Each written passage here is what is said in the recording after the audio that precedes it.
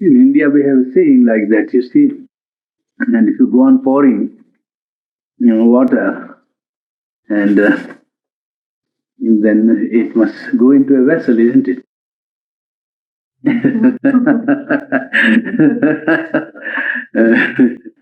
So I want you to decide whether you want to go on with what I may have simply to go on saying, or rather you want me to say something which you would like to hear. We'd like to hear what you were saying. Well, what I say might be, I might go on saying, and then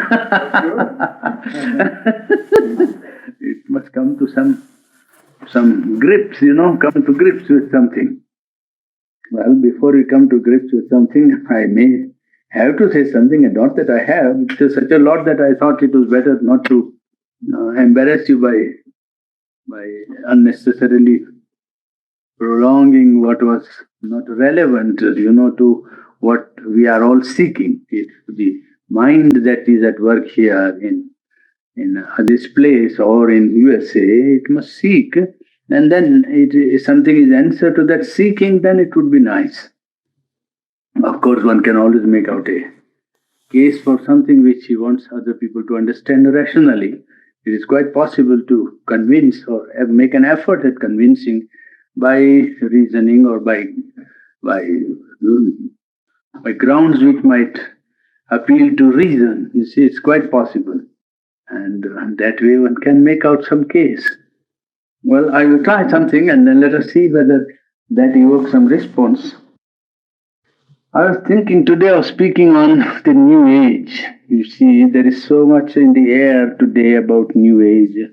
Many efforts are made by people in various departments of life to think in terms of a New Age. And this New Age is an age in which people think that something new must happen, because otherwise it won't be New Age. Now, what is that new thing going to happen or should happen? About that there is no agreement.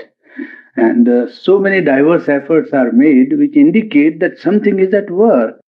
People are, being subjected to a process of rethinking of values, and in that there is plenty of new effort, but also plenty of confusion at work, because they don't come to grip with fundamental factors that should be tackled. The effort is New Age, and what is the New Age going to be like? Then there is a confusion, you see, and there is one that is very striking: atomic age. It is a New Age, age of nuclear physics, or space age, or astronaut, and so on. But really speaking, it is not new. That cannot be said to usher in the New Age. That happened 13 years back.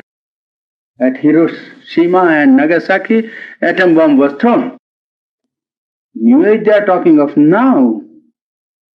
So New Age is not merely, and what does it deal with ultimately? Discovery of science. Now, discovery of science means tackling matter and material energy is being done for 150 years. And new discoveries, new possibilities of matter are being sounded and effectively applied to life. It is, you see, steam engine, then electricity, then all kinds of new things. It is not New Age in the sense that something, yes, you came to, or humanity came to discover an immense, or you can say an infinite reservoir of material power at a certain stage. But it did not do anything new, it was matter. You are dealing, humanity or human mind, particularly the scientists were dealing only with matter and discovery of material energy. Where was any New Age in it? My point is, what was new? You discovered there was a lot of reservoir power. Oil was there, petrol was there, fire was there, steam was there, electricity was there, magnetism was there. All kinds of energies were there, isn't it? All kinds of energy, material energy were at the service of man, and he was discovering. In that he came to a point where he discovered immense reservoir of great power at his disposal. What new thing he did? He is dealing with matter up till now. And in that matter, you see, effectivity of material discovery effectivity of steam was there, of electricity was there, of radio, motion movement was there. So all the quicker and greater means of transport or intercommunication were all the time there. A degree was reached when an immense reservoir of material power, which man can utilize for good or evil, was found. That does not make a new age in the sense of something new was discovered. Nothing new was discovered, a new potentiality of matter. The deeper and deeper as man went on with his scientific discoveries and experiment, he came to a place or a point of discovery where he found an immense reservoir of material power available to him. Now he can use it for good or evil. This does not make it a new age. He used also his hatchet and sword for good and evil. He used the steam engine for good and evil. He used his, his old banduk, as you call it, for good and evil. And now he can use his atomic power for good and evil. Where is the new age? Merely in scientific discovery. Pure scientific discovery does not usher in the new age at all. That is my contention. And therefore, all these people, there are people who always say that, oh, you see, living in an atomic age. It was Bertrand Russell who said that. You see, 6 broadcasts from London. And the discovery is absolutely without any solution. Living in an atomic age, what is man going to do in the living in an atomic age? He said, oh, if you rationalize the atomic energy, yes, but who is to rationalize? Who? Bertrand Russell? Politicians? Social workers? Philosophers? Who? That is the problem. You see, you say rationalize, but who is to rationalize?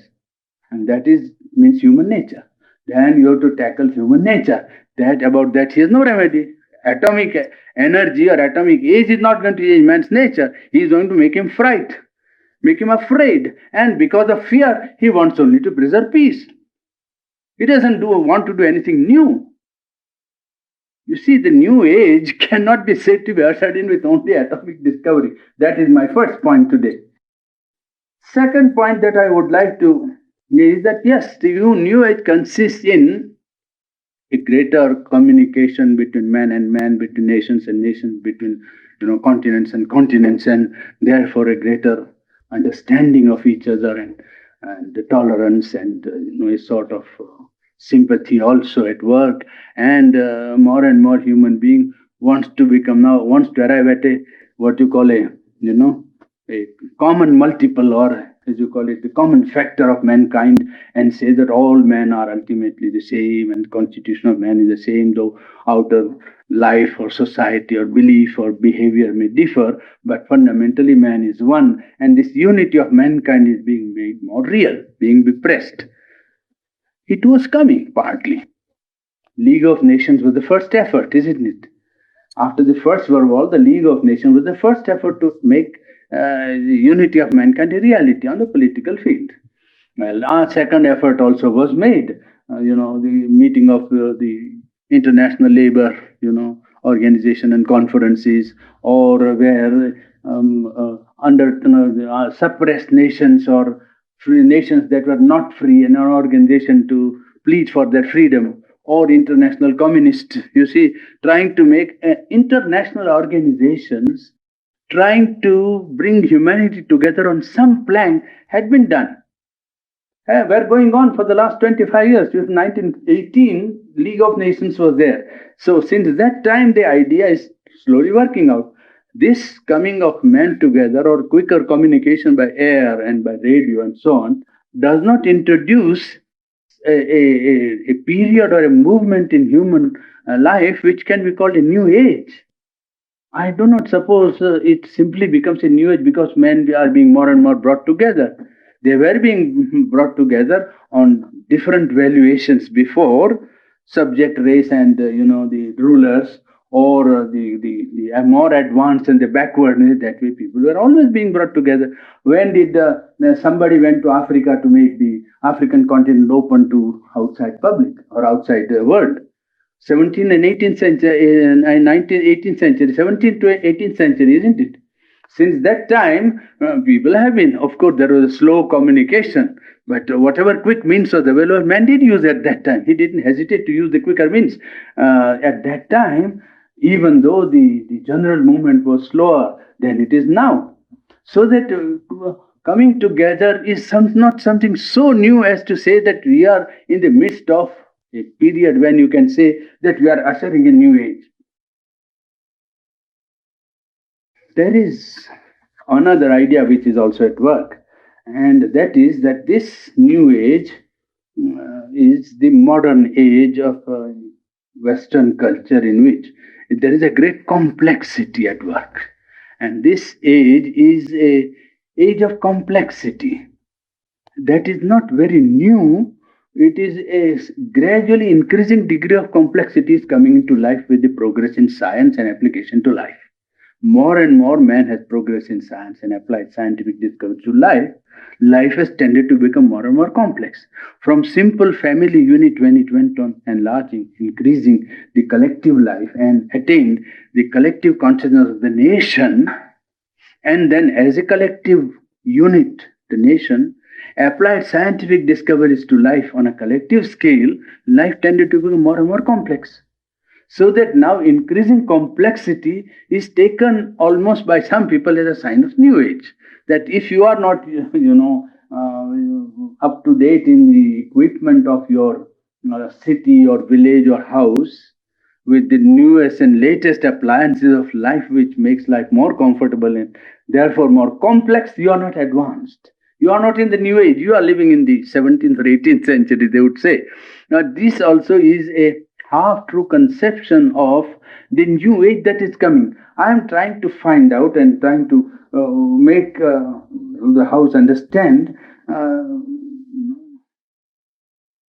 how to look at this problem of what should consist the new age. You see, see how this new age came, or the idea of the new age. If you observe that, then you might come to some understanding of the factors which we must take into consideration to define the new age in its detail or in its fundamentals. 25 years back, nobody thought of the new age. About 30 years back, new age came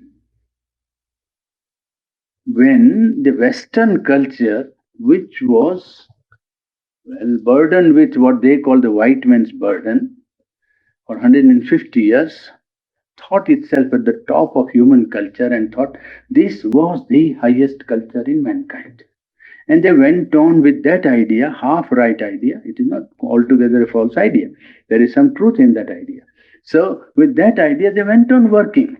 And when it led to one crisis and two crises within a generation, and the second crisis more acute, then this idea of new ages dawned. New idea nobody thought of before the two world wars. The First World War was sufficient to shake a little. But it is the Second World War within a generation that gave them the idea that we must now think of the new age. So that there, all the three combine: the scientific advance and atomic energy, a new balance of political and social and economic power had to come into existence as a result of the two world wars. It could not continue on the old scale. How did the idea of the very conception of this new age come? It came because three or four factors were combined. First was, yes, scientific discovery was there. But when it was applied on a national scale to fulfill the economic prosperity of nations, and nations had to compete in order to get raw markets and materials and materials for manufacture and so on, the industrial revolution, when collective life was centered around economy, and as a result of economic prosperity being kept up, politics was necessarily connected with economic progress. So economic progress allied to political power created a situation in which collective life, national existence became competitive. And as the world was limited, the earth was small, markets were limited, raw materials also, the fields for getting raw materials were limited. Naturally, there came a point not only of competition but of conflict. And it is the coming of two conflicts within a generation that first, first factor, atomic energy and scientific discovery. Secondly, the necessity of changing the balance of economic and political power. These two crashes or two crises created the need in the whole human race to change the balance of power that was at work. Balance of economic and political power, particularly. Two. And thirdly, as a result of the two clashes, the established values of life in individual and collective life underwent what you might be called a churning process. A bouleversement, as they call it in French, is a complete upsetting of accepted values, values which are accepted for 150 years. Values which made them think these are highest and final values. Well, they were uprooted so completely that there was need for reconsidering the whole basis of human culture, human life, and in what consists man's fulfillment on earth. So a psychological churning of men's minds on account of two crises which came on because of the scientific progress applied to life, collective life organized around economy as a central focal point or force, conflict because competition and basing of the whole collective life around economics and politics created necessity of competition and conflict, and the conflict led to breaking up of all the values of human life, highest as well as lowest. Everything was topsy-turvy. I can still not forget meeting an old Frenchman, a friend of ours, he's 67 or so, almost my age. When he came back out, I met him and told him, how do you find? Oh, he was a very, very fine soul, you see, very nice religious man in a certain sense, not religion in the old conventional sense of the term, but the spirit which was. I asked him, he said, oh, nothing, nothing. I said, what is nothing? It's all nothing. I said, why? Oh, no, nothing matters. He said, what? Why? I said, why? He had lost faith in man. He told me, after what I have seen, what man could do to man, I can't believe, my mind refuses to believe that any possible, ideal can exist for man, or that man can attain to a state where he would be better than animals. I told him, look here, there's no point in losing faith like that. Human spirit has to undergo crisis. I mean, it might be that the appearance might be very hard and cruel to bear, but then you must bank upon something deeper than mind. You cannot simply say that because mind is not able to tackle the problem, therefore there is nothing of man which can tackle the problem. There is immense reservoir of spiritual power in man which can tackle this problem, and you cannot afford to lose faith in that. You can lose faith in your mind if you like, but you can't afford to lose faith in the spirit of man, because then there is no hope for anything in life. That it was very difficult to convince him. I am trying to convey to you the great upset of psychological constitution that came in the wake of this outer shaking in politics and economics and international life. It was not merely shaking of the empires and frontiers of countries, you see. It was not merely the firing of shots on the battlefield. It was firing of shots on the inner life also, where faith and morality and ethics and idealism and everything also was shot at, you see. And that a lot of churning had to take place to reconsider. That is perhaps some idea which might have prompted the necessity of the New Age. So the New Age cannot be only, you see, what happened as the result of churning? First, the scientists came on the scene with Bertrand Russell, men like Bertrand Russell, and he said atomic energy is the last word, there is nothing more. Why do you bother your head about anything? You rationalize if you like, otherwise kill yourself, don't mind. There were others who became existentialists, you see, existentialists, technically. Existentialist means, well, being matters, values have no place. Being is important, then what is good and bad and high and low, that is nothing. To be is the first thing, and being it is that matters, and so you act on the principle that, well, being acts. The present is everything, past is gone, the future is uncertain and beyond comprehension. Therefore, what happens in the present is the action of the eternal. That's how they would put it, perhaps. I don't know whether I'm right. But anyway, that is the way in which they have been trying to work out. This was a reaction due to the war. Some intellectual French people and other people are put into jail. And they had never seen what was suffering. They had inflicted enough suffering in Africa and other countries, you see, but they never seen it on themselves. It is the first time when they were put in concentration camp that they knew what is suffering. As a reaction, existential. Oh, nothing matters, nothing. It mattered a lot. 100 years before, you had done the same thing to other people. You didn't know. You were unconscious. Not that you were bad or cruel.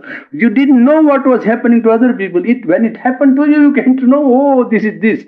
Then existential, oh, nothing is there. Only values are. What to be is important. Well, high and low and good and bad and moral and immoral, all that is nothing. Be. And man will want to be. Will to live. And the will to live acts in the present. Therefore, present it is that matters. Values are of no importance. That is how they started. And ultimately, that highest truth, if it is the eternal, must act in the present. Is it too much of a command to the eternal, first of all? What acts in the eternal? What acts in the present? You say to be. Which part of man is to be? His animal part. To be, all right, we grant to be. Who? Who is to be? You see the animal existence of man to continue. Only his ideas, impulses, emotions, suggestions in mind. Well, if you say that is to be, and that is the highest philosophy of life, I don't know whether man will be, qualified to be to the dignified name of the human being, because it reduces man to what? Because if to be is important, and what comes, well, acts. Is man, sufficiently man if he allows what comes in him to act? Will he be correct? To be, sometimes not to be is the greater right of man. Not to be, in face of a greater truth which is at stake, man will risk his life for freedom. It's not to be. So it's not merely to be. To be for what? That is the whole question, and they have not been able to clear it. Is simply because it came as a reaction of suffering at a certain stage in human history, that this sort of philosophy always goes into the world, and people think, oh, it's a new philosophy. There is nothing new in this philosophy. It is as old as the hills of the Himalayas, you see. But the point was that the coming of the new age idea is due to these two world wars. Now, the problem is, how is it, how those people who look at the question of new age want to usher it in or want to serve it. There are people who say that the question is, whether will mind be able to usher in this new age? If it is the new age, and as a result of churning, will mind be able to solve this problem? Well, it looks, there are efforts, there are groups who say that no, you sit down and have good thoughts in your mind, you concentrate your mind and have sympathy for all, goodwill for mankind, try to maintain peace in yourself and around. And it is certainly a very good effort, because it helps the ultimate coming in of any new age if it is to come. It is certainly a great help. Is mind a sufficient instrument for this purpose? That is the problem. Problem of would intellect of man be able to solve this problem of bringing in whatever new age might be on the threshold or in the oven? You see, if the new age is in the offing, will it be the mind that will be able to bring it? Well, till now, as I told you the other day also, that mind has been at work. And mind has worked in humanity for more than 2,600 years. Historically speaking, mind is at work for 2,600 years. And it has not solved radically any problem of man. It has helped man to continue to go on to some new possibilities of matter, science, commerce, industry, progress, idealism, novels, literature, many things it has done, and brought about where we are. In that sense, we have progressed, yes, but it has not solved a problem. It has moved It is movement. It is acting all the time and moving. But moving on what plane and where? It is moving on its own plane. Mind is moving on the plane of mind. Today one idea, then tomorrow another idea, a third idea, and the fourth idea. It is only moving. It is not giving us an idea that now, yes, on this basis we can build a new life. No, it says no, constantly go on changing the basis, changing the basis. Well, that way we cannot bring in any new age. This is old. This is as old as the Greek culture. In the Greek culture, there was intellect, and a keen intellect, comprehensive intellect, wide intellect that could tackle all human problems of being and philosophical problems of life. The Greeks were not, a backward nation. It is, in fact, the Greek culture is at the base of European culture today. The whole root of European culture is in Greece. So far advanced for 2,600 years back. Now, with that intellect, well, man has made what of himself what he is individually and collectively. You can say, yes, certainly there is great progress. We will all admit we have progressed. But have we built up on a basis where we can say, well, a certain problem has been solved by mind?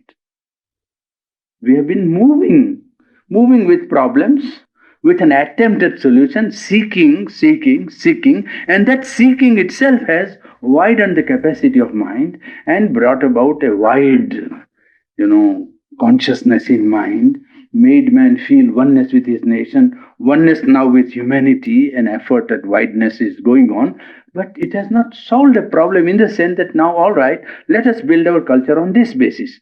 That sort of solution, the mind, if you say, no, let us base our culture on constantly moving mental effort, well, it's all right, quite possible to do so. Quite possible to do so. In that case, we should prepare for recurring crisis. We should be prepared for recurring crisis. If we are going to be ready for recurring crisis, we have no objection to say that would hardly be a new age. That would be hardly new age. It would be the same old stuff. Go on, and crisis will go on recurring. That's all. Nothing wrong. It's all right. If humanity says that this is the best instrument available to man, it is open to humanity to go on trying it. There are other agencies that say that if we move on international political scale, perhaps we might be able to solve this problem. If we bring about a greater rationalizing of economic life of humanity, just as the atomic energy people tell us, so the same for international politics or economic redistribution of the wealth of the nations or wealth of humanity, if it is evenly distributed, rationally distributed, perhaps there will be what you might call a new age possible. Perhaps, yes.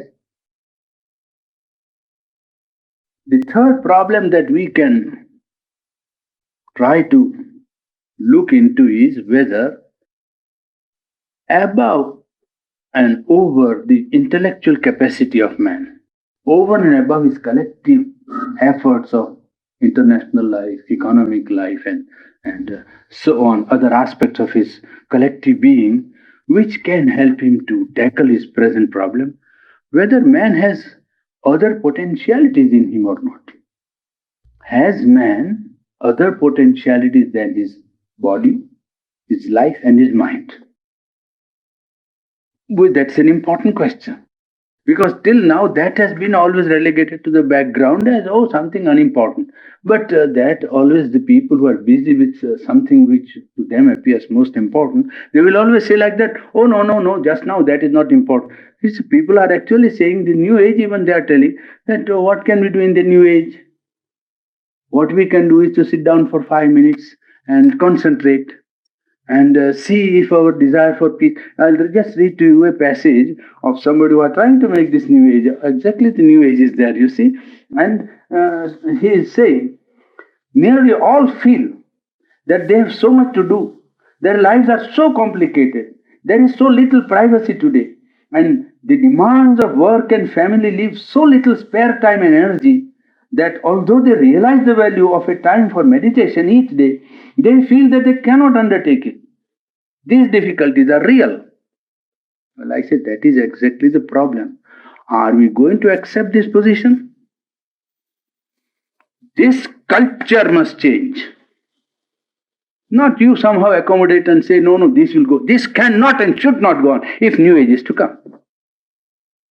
Why man is not free? What makes him a slave of this condition? I am reading from somebody who has written from here, you see. The whole organization and machinery of modern living takes no account at all of the rights of the inner life. We want to create a life in which the right of inner life will be first. Then it will be some chance of doing a new age. What is this life? Which leaves you no room for, I am reading somebody who has written in this country. Yes. Takes no account at all of the right of the inner life, and so the whole trend at present is against it. We must change the trend if new age is to come. There is no meaning in any palliative. Let them try. Those who say, sit down 5 minutes, in this horrible time you will be crushed, but still, yes, some effort is good than no, better than no effort. Well-intentioned effort is never totally lost. You see, but it is a palliative. It is like somebody who applies something here. All right, there is a boil here, apply something. Then the boil goes here. Then he said, no, apply here. All right, apply. Better apply something than apply nothing. Quite right. If the blood is at fault, you must radically apply the remedy there. What's the use of trying a palliative? What is the use of compromising with this situation in which the human spirit has no freedom to follow its inner life and inner incentive and aspiration? It's a culture that must change. It is something that must undergo a change if humanity is to realize and rise to its highest fulfillment, which is promised to it, which is within its deepest soul. It is not something imposed on me. It is a writing of suffering. He is not acquiescing in it. The writer doesn't say it is very nice. He feels the galling sense of slavery. This subjection of human spirit has to go. And it is this culture that is bringing it about. The whole collective trend is grinding man, the inner life of man. And it is that somehow has to undergo a change. You see, against it, but the inner life strongly enough and really intend to give it some time, we can usually find a way. What is this? That must be put in the first priority of life. It is a structure of individual and collective life in which man will create a new mold of life in which he will utilize science and its progress, utilize the advance of collective life for pursuing the highest goal of his inner life. Inner life will be the highest priority and value of life. Economy will be in its proper place, organized. Economy will not be neglected. People will not be renounced. They will not run away from life. They will not say life is condemned. All economic progress will be in its proper place. Not economy in the center of collective life. And the rich man is the highest human being that man could conceive. But that is the problem. The new age cannot come under present condition. Under these conditions where he actually admits, poor man, that you see there is no chance of man trying. What is the structure that man has created, right? What is this modern culture? And it is true, this is literally true in every sense of the word. 10 or 15 minutes is not enough. We have to change the whole life. Change the whole life, 10 or 15 minutes is not the job. Job is for changing the whole structure of human nature, and it's a whole-time job. Create a life in which the whole life moves around some inner goal. Man's inner progress, his inner contentment, and all science will contribute to make him free to do that. Yes. All organization will be there just to make him free to pursue that life. It will not be there that all the time the more multiplication and complication arises in the culture, the more he will be subject and every day feel, oh, I must do that, I must do that, I must do that, I must do that. And he has no time. He has no time to pursue anything else. Now that is a structure which I have seen people, you see, going up on the high building in big cities in India and here, and they look round. You see in New York or San Francisco, the rays and so on, look at vast expanse of the city and Some of them legitimately feel a sense of satisfaction and glory. Unconscious. I don't say they consciously know what they feel, but unconsciously, oh, what a wonderful thing. What a marvelous thing. How much organization has gone behind, how much progress. Quite true. How much scientific advance, how much collective life and its organization, how much abiding of law and the growth of collective responsibility. Yes, it is true. They feel a legitimate pride, I think. Unconscious, perhaps. And they feel, oh man, they don't know, but what is all this for? It's all right. What is all this for? Ultimately, where is it to lead? That never comes to their mind. Ultimately, yes, a vast city, 25 square miles, 45 square miles, all right. Everybody there having no time. Right. Getting up 6 o'clock or 7 in the morning, dressing at once, going. Whole day, coming back. You ask him, will you please, I have no time. All right. There are friends who actually are keenly interested and they say, I have come from 7,000 miles here. They say, but next week, no, next month, oh yes, next Saturday, next Sunday. What is this? Are we free? Are we free people or slaves? Are you interested? And yet, life, what is this but? Why? So getting up 7, going there, working somewhere, coming back, you just, no, I have no time. You see, oh, Saturday, perhaps Sunday, yes, we'll be free. But Sunday will be so free that there will be no, 100 people will be there, perhaps, and that Sunday will be. You see, night, 8 o'clock comes, dead tired, falls to sleep. What have you done? I want my bread, earn my clothes, have a house. What was the primitive man doing? What was the primitive man doing? You see, an illusion is there. Really, there is a progress, yes. But of that progress, to take advantage, one has to give priority in culture. You cannot have priority of culture when economy rules the whole collective life. It makes life artificial, it makes life hypocritical, it makes life vain and full of nonsense and meaningless. People come together and say what they never mean and speak platitudes and talk of climate and season. That's all they talk. You see, that's all they want. That's nothing. There is no communication. There is no real life. And it is that culture which is responsible. The values which have been upside down. You see,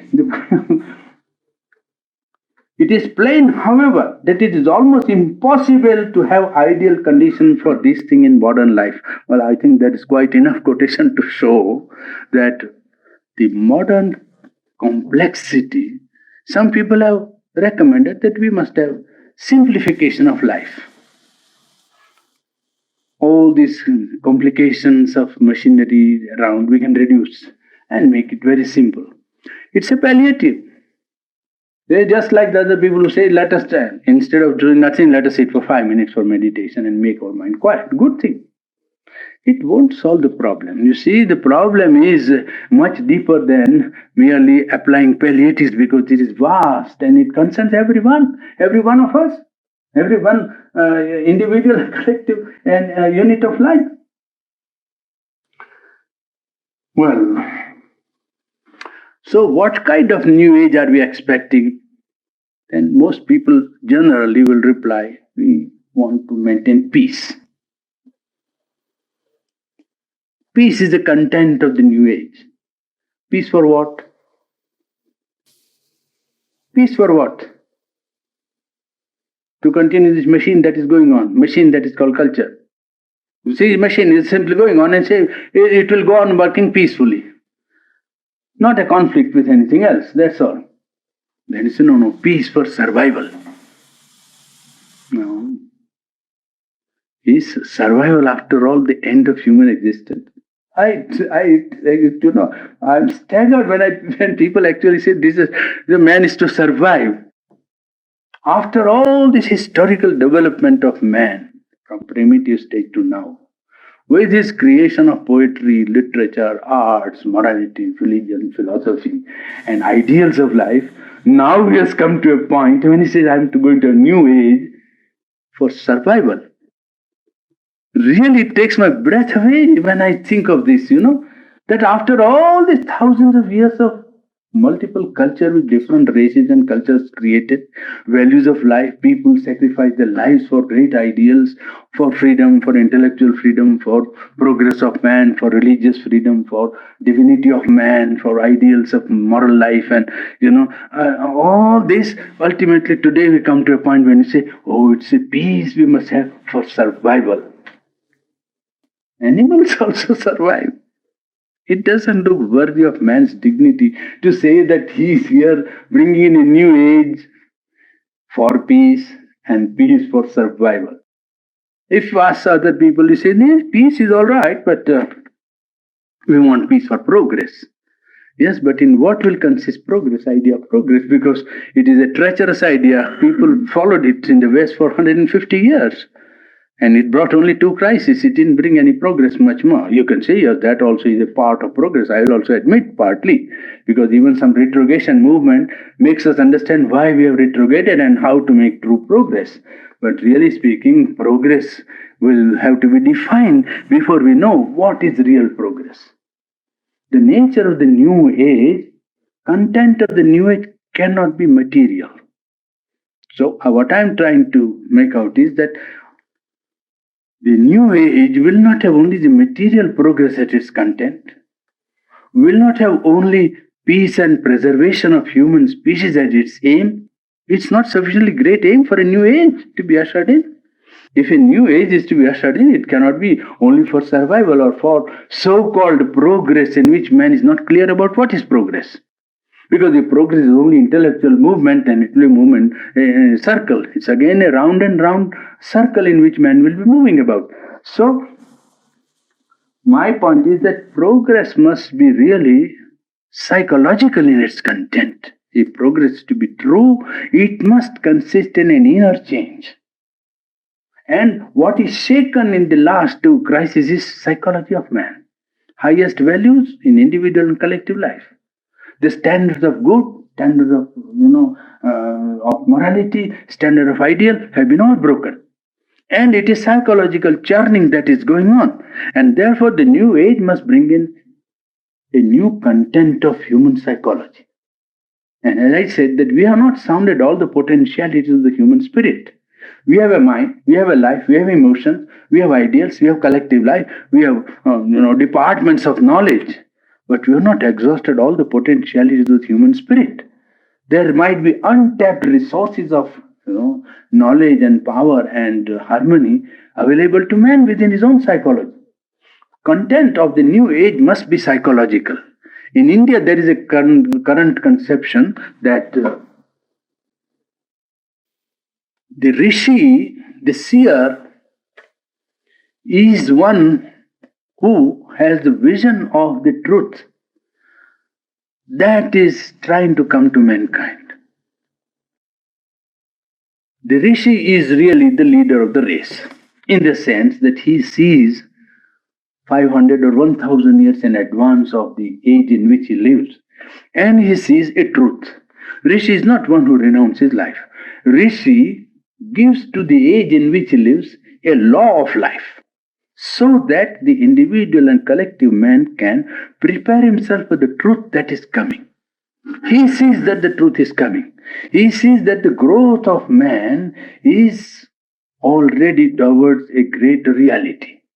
And he sees an aspect of the reality already in advance of his age, 500 or 1000 years advance of his age. He sees what is coming on mankind. And all that is happening today, he sees not in the light of mere mind, which can only see what is actual, what is, before one's senses, but in the light of what is trying to come, so that he understands the content of the present by what is trying to come, and what must be agitating behind the surface appearances of events. Events are to him only indications. Events are to know final realities on which he bases his judgment or vision. He sees a vision. He sees a vision of a truth, and that truth he sees working out in the present setup, so that somehow the individual and the collective life of man may be prepared to accept the truth. It is possible for man to reject it. not to have a look at it, and thus postpone the time of its coming into life. But it is only a postponement, it cannot be averted. It is bound to come. The Rishi comes to persuade people that here is a great truth coming. Let us all prepare for it so that when it comes, we are ready for it. That is a sign of the man who sees the coming of the new age. When I was in Oxford, or in Cambridge, excuse me, I was in Cambridge, I was talking to a group of friends. What are they called? The Friends Hall, that is, what is it named? That one? They were the sect, Quakers, yes, Quakers. The friend, they invited me to address them on the 25th of November, 1955. And I was talking to them, so I said, look here, Cambridge is a very famous seat of learning. And you have the great good fortune of giving to the world great discoverers. Newton, who revolutionized the life of man on many levels. Faraday, who contributed by his discovery to the progress of man's outer life so much that even his inner life was partly influenced by his discoveries. Well, I said, here in this very Cambridge and in this very King's College where these two great scholars were, there was another great discoverer also from India. His name is Arvind Ghosh, and he made a discovery of human psychology. He posited by his experience and by his experiment on other people that mind is not the last term of man's evolution. That beyond mind there is a possible level of consciousness which man can attain. And if man attains to that consciousness, then the duality in which he suffers today can cease. He can live in a truth consciousness because beyond mind is the truth level. This great discovery, this great man has done. And I said that you are fortunate that Cambridge seems to be the place where an Indian came and has not made discovery there, but he was an alumni of your university and he was a first class student of your university. And it is after going from here that it made this epoch making discovery, which to me conveys correctly the content of the new age. A new consciousness beyond mind is possible to man. Man can attain a consciousness which is not intellectual, subject to truth and falsehood, right and wrong, to logic and its conclusion, to the evidence only of the senses. Whatever is available, it has to take on the senses and make some, generalization on it. No, this would be attainment of a level where unity is the pervading law, harmony is the law, and where knowledge and will are not at variance. There what is known is spontaneously effective. What is effective is charged with knowledge. In the mind there is a dichotomy. Mind knows something, but the will is not adequate to turn it into a reality or an actuality. When a man acts powerfully, a very strong man, he will be very effective, but he might act from want of knowledge. Many powerful men have acted effectively, without knowledge. Many men of knowledge have remained ineffective because the will was not adequate to carry out the knowledge and make it an actuality or, materialize it in life, so to say. But on the level beyond mind, knowledge and will are inseparable, indivisible, like the flame of a lamp where you cannot separate the light from the heat.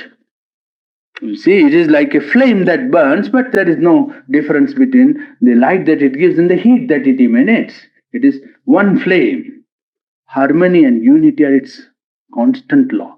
Therefore, conflict will be automatically eliminated, and yet life will remain. Its contact is with life. Life is the mold and field for its manifestation.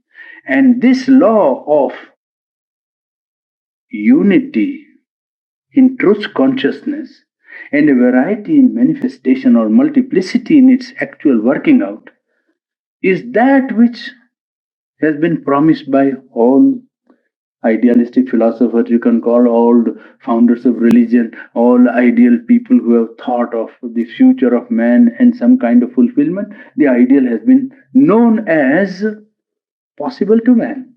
There has been always an idea somewhere in the back of man's mind that such a fulfillment is possible on earth. Well, it is on this that I think that the new age or the dawn of the new age has already come, not because scientific progress has been there and we have found the atom energy, not because there is now a readjustment of politics and economic life of man, which are symptomatic of this new consciousness that must come to man and remold his life into a new, well, form. Now, problem is not merely to have an idea of it, but to remold life on the basis. New age would come, really we can say it has come when it has changed life. New age cannot come by ideas sitting. New age can come when life molds itself around some new truths. The new perception of man's potentiality and possibility. The new level of consciousness to be attained. That is New Age. New Age will really come only when life becomes a mold for holding the new truths which has been at work. All the struggles of collective life of man and the difficulties of individual life are due to the pressure both of the inner soul of man trying to reach the goal and the truth trying to come to man. Both are simultaneously pressing upon humanity, and that is what makes the present turmoil of life today.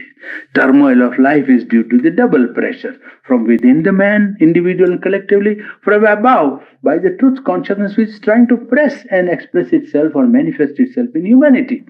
So, the best that we can do is not thinking and argument and mental effort about it, but a dynamic effort from the soul. Effort from somewhere where we feel we must do, remold the life. Remold life on the basis that we live for an inner truth, for realizing the inner truth which we are.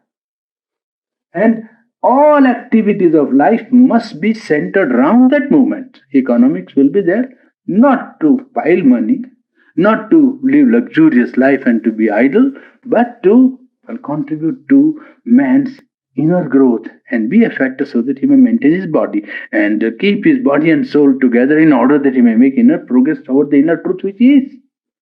We do not abandon anything of life except its ignorance, its desire, its conflicts, its selfishness, its greed. That has to be rejected. The effort is to evoke the divinity that is in man.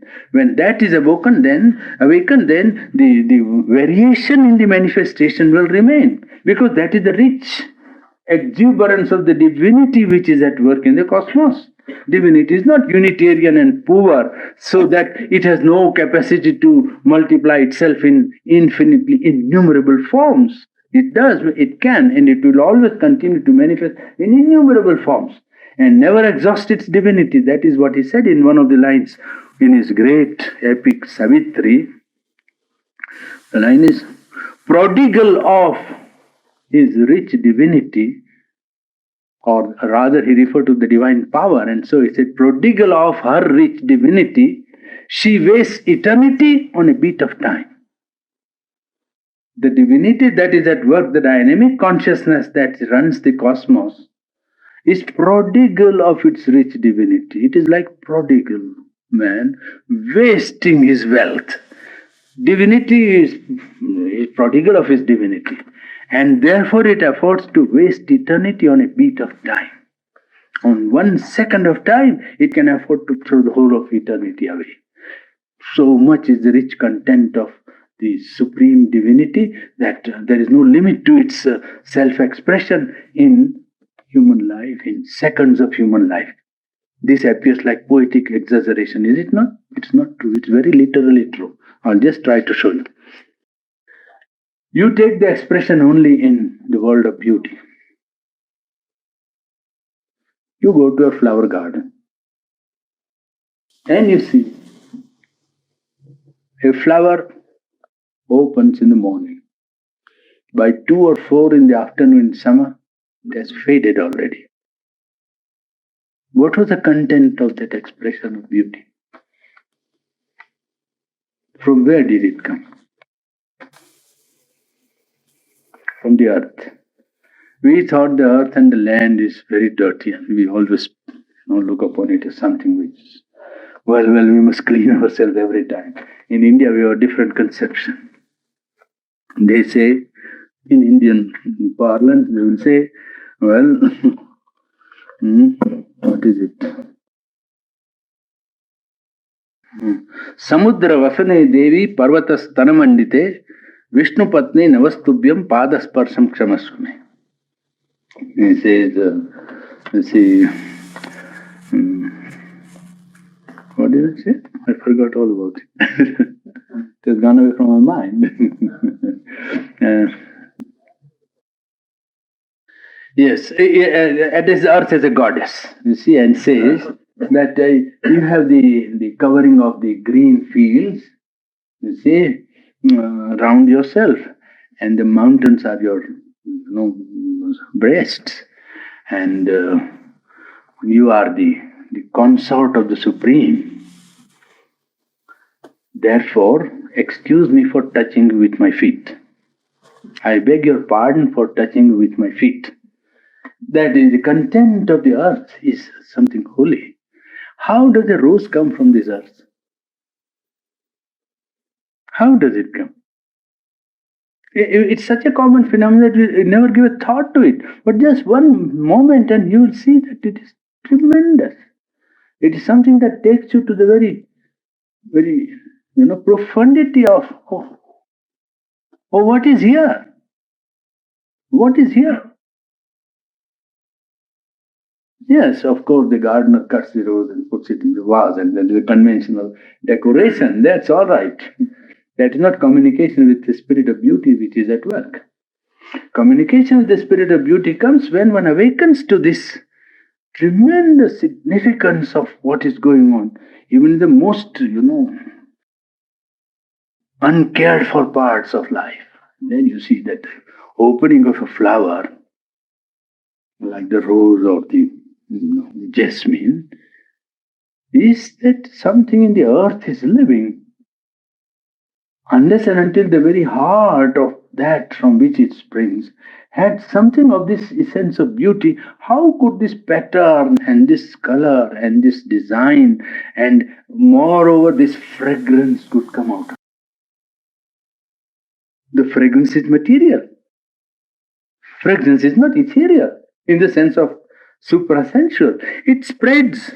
The earth takes a form and spreads her beauty all round as if it has now become free. It can move about. The earth, it has liberated herself from the shackles of inertness and has attained a beauty which strikes us as if it is something marvelous.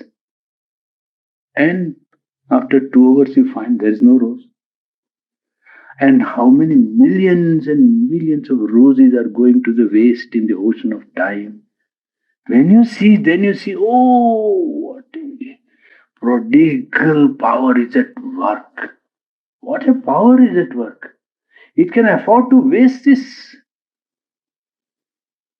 incomparable, ineffable beauty for every day, 2 hours, finished, go. It doesn't care. Yes, prodigal of its rich divinity, it wastes eternity on a beat of time. Every second of time, the divine wastes eternity so that man, cooped up in his senses, can awaken to that which he really is. He is the divine spirit at work in the cosmos. He appears like a creature, common with the animal, common with the clod, common with the earth, mountains, and the rocks. And yet in him is a spark which is not of the earth earthly, because he does not live by bread alone. He cannot, even if he wants to. Something in him will goad him. And then he wrote a great poem on this. This is one from Savitri, but there was another. It was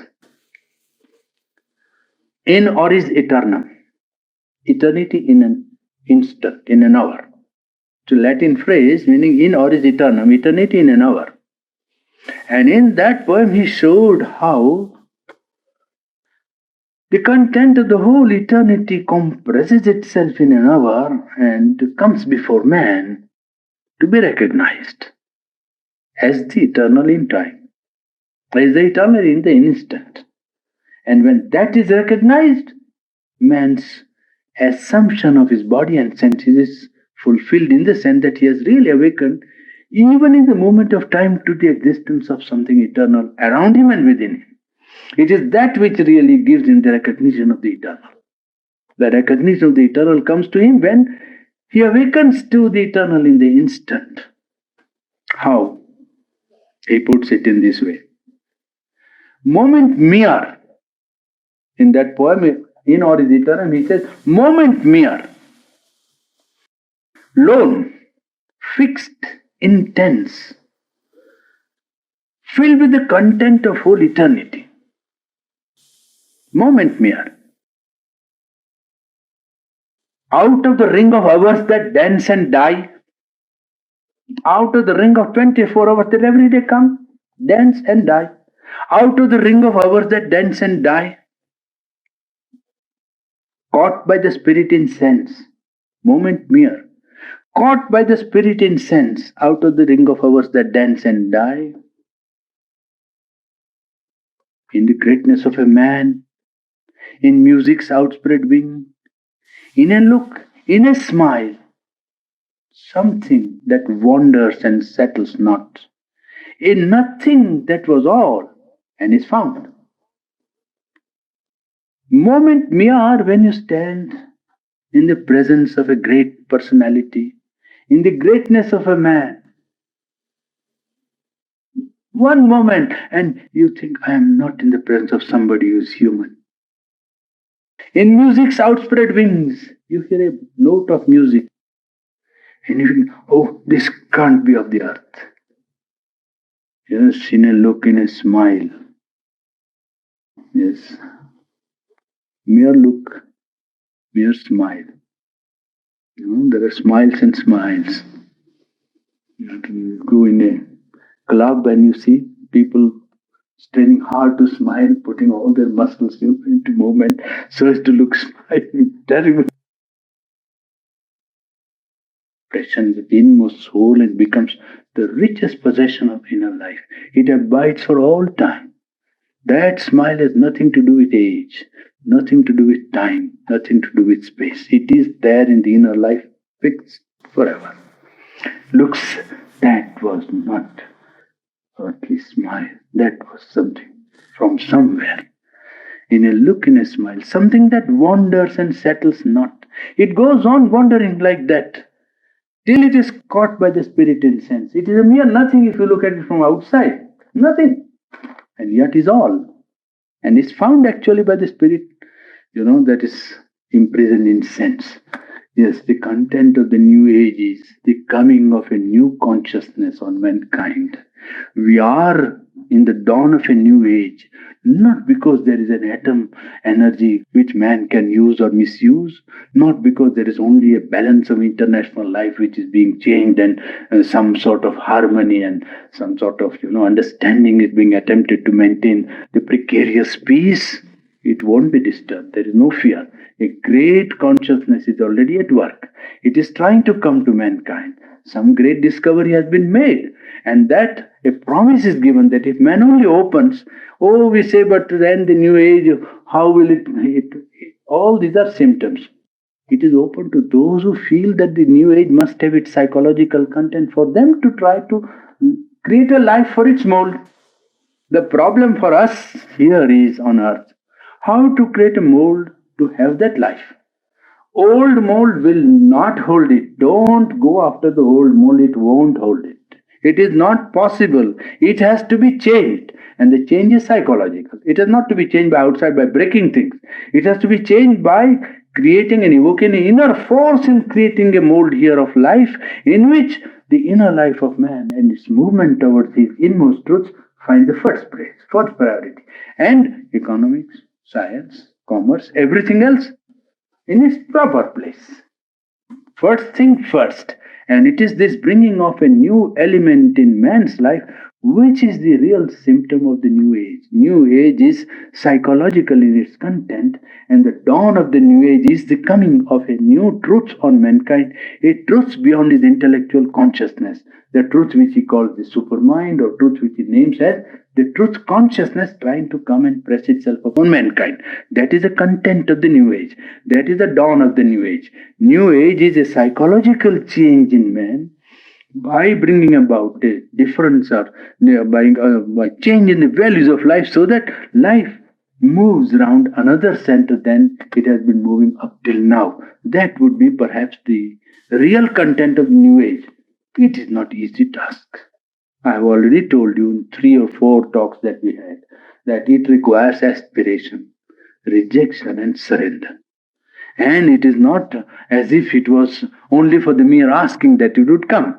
I wanted today to talk to you about the difficulties of putting a new mold of life into actual existence in the prevailing conditions of our life today. But I think that I must postpone to some other time. I will deal with the difficulties of creating new life so that the new age may be inaugurated. New age is already there. How we can take advantage of it by creating a new mold so that it will manifest itself in our life and become the beginning of the new age. You see, new age is somewhere, but in order that it may be here, we have to give it a place and then create a mold. Well, it is not easy. It is very difficult uphill task, but we are not alone in it. The promise which this great seer has given by having a look merely not at the vision of the truth, but also look at the conditions prevailing here and the way to change it. Therefore, he gave us a promise that you have aspiration, you reject what is to be rejected, which stands in the way of aspiration, and you surrender to that truth, it will work itself out. The greater part of the work is to be done by the truth that is coming. We are not unhelped in this task. That is our greatest advantage and greatest, you can say, consolation in one sense. If it was only man who had to do the whole job, probably we would have said, well, it will be a work of several centuries. But it is man is not left alone in this task.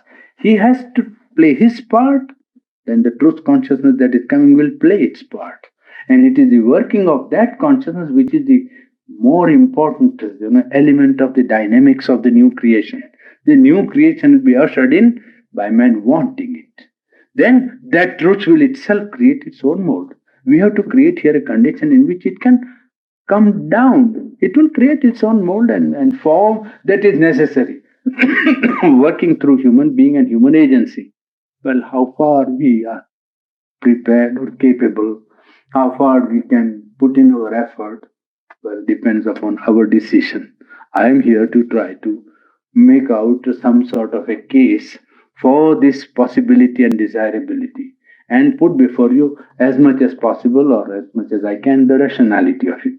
The rest of it, well, we must leave it to the spirit that is at work in every one of us and above all of us. I think that in the working of that spirit, someday, if not now, no good effort is lost. As so many people are making effort, we can also make one effort and see whether the new age can embody here the new psychological content of a new consciousness moving around the fulfillment of inner life of man as the first priority of individual and collective life.